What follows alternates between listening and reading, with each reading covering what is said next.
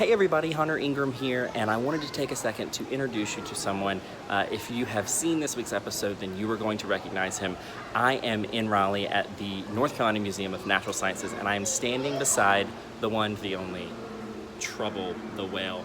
Now, if you've watched this week's episode, you know that Trouble is our subject, and Trouble is a fascinating story just because of not only his size, but the journey he had after his death, after he washed up on Wrightsville Beach in 1928, the whole journey to get him here to the museum where he has been hanging as part of the exhibit in the museum since 1930 when he was first displayed. Obviously, he's made some moves since then. The museum has expanded and moved, and he's had some touch-ups done over the years, though he still doesn't look a day over 1928.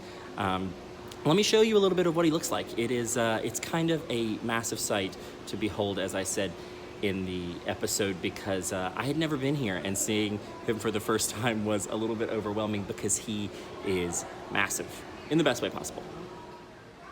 So as you can tell, he is just a huge kind of thing to take in when you're standing here. This is, of course, his skull. As we mentioned in the episode, the skull was the biggest part of the assembly process once they got him back to Raleigh. Obviously, he had to be disassembled. His bones were buried on Topsail Island so that they could dry out. Crabs could eat away the rest of the flesh once they were done kind of removing all the flesh and blubber from his body. It's not a particularly, don't listen to the story if you've just eaten, I'll say. It's a lot of gross details, but this is the finished product. It has been something that I was just watching some younger kids talk to their parents about what a sperm whale was, what all of these whales are. And he's joined here in the coastal North Carolina section by several skeletons. There's actually 5 of them, 2 over here. There's a blue whale that's even bigger over there. And Trouble is just a fascinating find, just a fascinating piece of this state's history, and not just really the state, it's the whole ecosystem, because he's not the only sperm whale, but he is one that we can kind of stand in front of and be in awe of. And if you look a lot closer, you can see the bones from his fin. You can see the nails that they used to piece them together.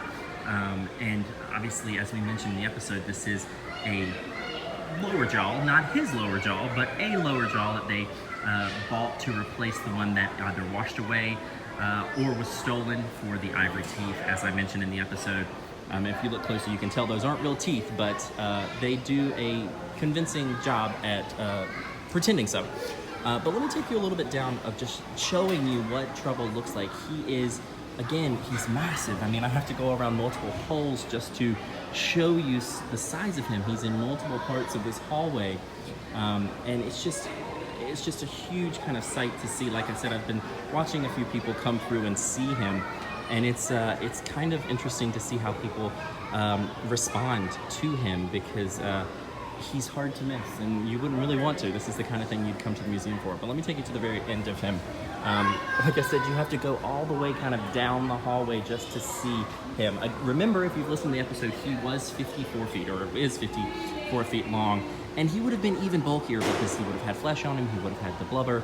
And so this is just his skeletons. You got to remember that there was even more of him when he washed up in 1928, as you can see in all of those great photos that we have on our website right now.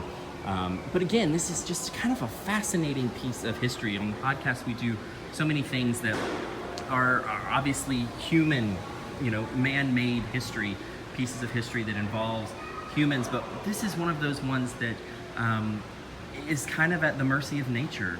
They've never really confirmed what happened to Trouble, what sent him to the beach in 1928, but it is just kind of a really awe-inspiring reminder of nature's power. I mean, this is far beyond anything that I think a lot of people could have imagined, especially some of the older stories we tell.